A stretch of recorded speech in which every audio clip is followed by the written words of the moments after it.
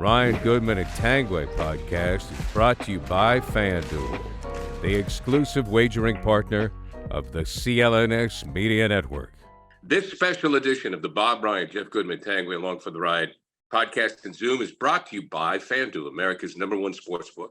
Just visit FanDuel.com/Boston and new customers get a no-sweat first bet of up to $1,000. Guys, breaking news this morning or late last night that the Celtics have pulled off a deal where Porzingis, the big 7'3" guy, comes from Washington to Boston. Marcus Smart, much to the dismay of one Robert Ryan, is going to go to Memphis.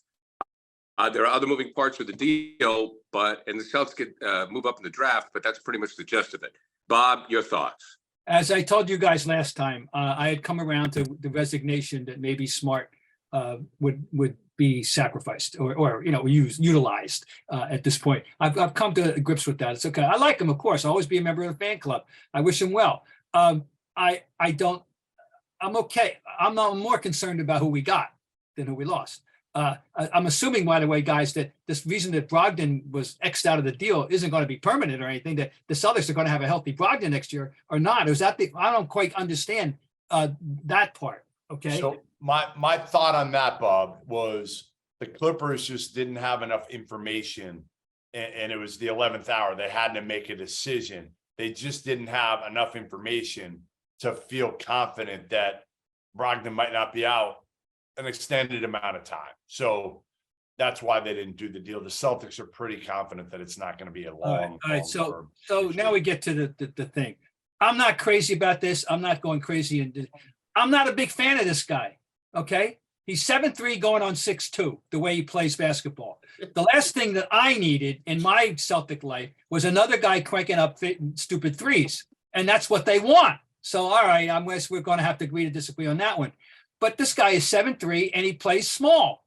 He always plays small. I don't care. He averaged 8 rebounds a game for a career almost, and I don't know where they came from. But, it's like Harden's assist. I don't know where they come from. I think they cheat. But anyway, I'm just going to be wait and see. I'm not a fan of this guy. I have one more question, and that is, why is he on his 4th team in 7 years? So, thank you. All right, so I'll try to be the voice of reason here. I'm kind of on the side of liking it more than not liking it. I don't know if I love it, but I think you had to do something. You got a guy in here who could go for 25 on any given night. And you traded a guy who's a 32% three-point shooter. And it's not like Porzingis is on this long contract. That's the good thing, Bob. He's got 1 year left. He's got 1 year left. Marcus Smart had 3. So if Porzingis doesn't work out, you can get him off the books in a year.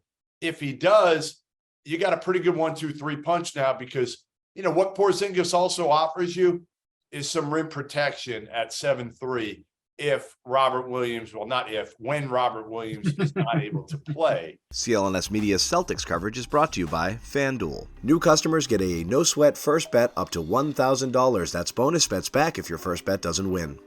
Horford's getting older. Do I love Porzingis?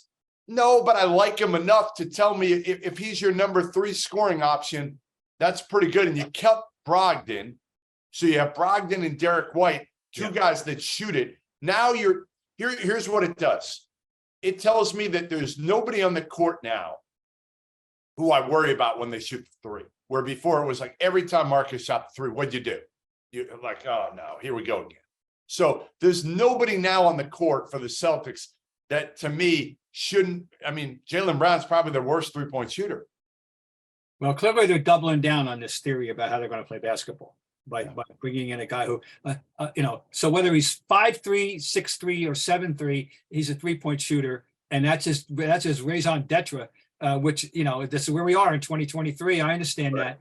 So I'm saying I'm not denouncing the guy, guys. I'm just not crazy about the guy. No, we understand. Bob, you make a very good point about this. This is his 4th team. We understand that. Also, with big guys, you worry about injuries. His numbers did go up last year with Washington, where he was averaging, in the high 20s. So he can score. To me, the way I look at it is I think they're a better team. And I think they're a better team because the air in the room needed to change. And I think Marcus was the fall guy, whether you want to see it that way or not. I was never crazy about Marcus. I was only crazy about Marcus when he would distribute the ball. But now this is probably going to give more room for Brogdon to play. This is going to give more room for their other guards to play, where Marcus doesn't have to be in the game at the end of the game. So it clears the way for some other guys who are just as good, in my opinion. And you didn't trade Jaylen Brown. I think the team got better. Here's what I worry about with getting rid of Smart is you say the culture needed to change. I'll say, who's that dude now? And the staff will be older. That might help here, right? Sell guys like that. But who are the guys on the team now who are going to show any emotion? Give me one. Give me one right now. I'll get on the line for you. Tatum, 0. Jaylen Brown, basically 0. Robert Williams, 0. Horford, minimal. In the playoffs, he kind of got into guys a little bit with some emotion. Brogdon and Derek White, 0. Grant Williams, yes, but nobody's going to follow if he's still here. Right. But it didn't work, Jeff. It didn't. Last year, it didn't work. I'm not saying you didn't need to do something. You did. You did. I think now, if you're Brad Stevens, you need to add one veteran who's really strong in the locker room.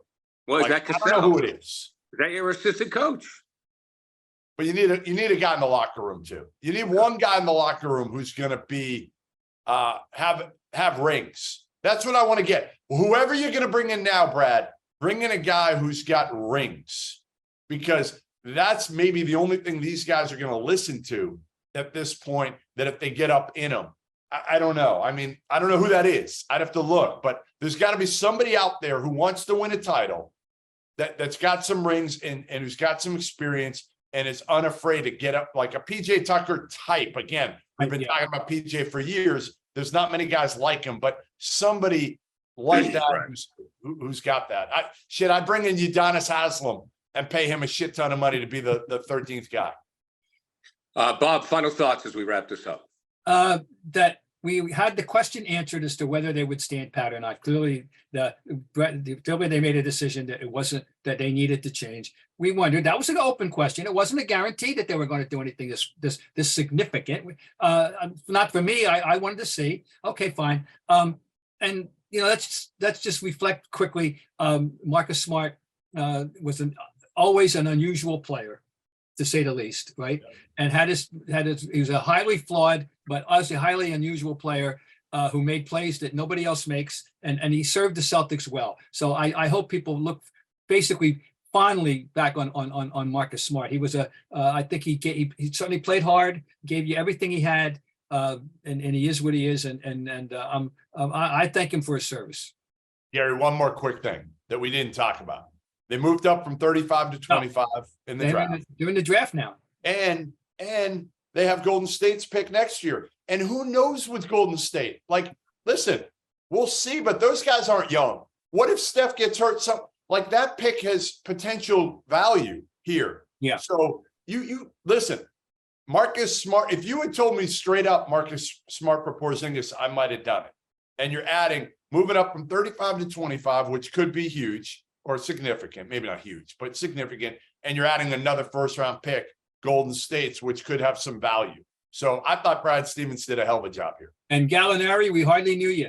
Right. We didn't know you. We didn't know you at all. We didn't know you. All right, guys. Great job. Jeff is busy at the NBA draft. We'll be following you on Twitter. As always, we're following Bob Ryan on Twitter because he just tweets about everything from Sinatra to the 1969 Mets. So who the hell knows what's coming next. But, guys, a pleasure. This special edition of Bob Ryan, Jeff Goodman, tagging along for the Ride Pod and Zoom, brought to you by FanDuel, America's #1 sportsbook. Just visit FanDuel.com/Boston. And new customers get a no-sweat first bet up to $1,000. Gentlemen, we'll see you later. Okay, guys. CLNS Media's Celtics coverage is brought to you by FanDuel. New customers get a no-sweat first bet up to $1,000. That's bonus bets back if your first bet doesn't win.